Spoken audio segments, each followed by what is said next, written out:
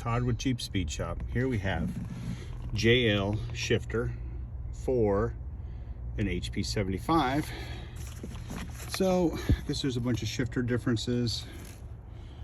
Here's the part number right here for the shifter that's working so far. P04670. Looks like 715 Adam Boy. So this one seems to be working for the HP75, and I believe this shifter is from a 2019. So, and it looks like this. So the configuration looks like this. So this is the only one that I know works.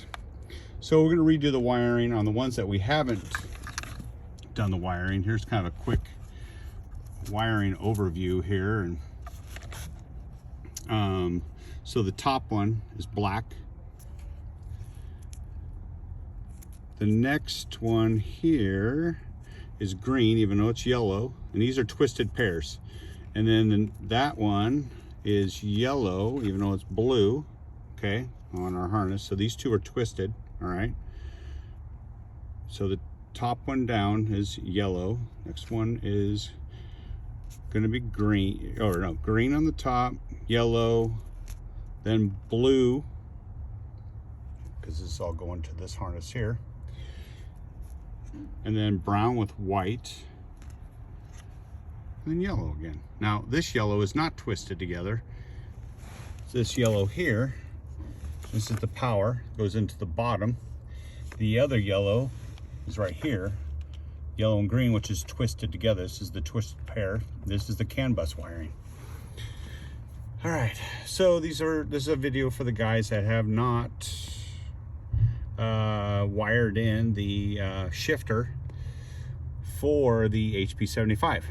So it's only for a few guys. So otherwise, everybody else, we're gonna redo the wiring and do it ourselves here. Now we've found out there's different shifters. So this is the shifter that's in this Jeep. It's been working fine.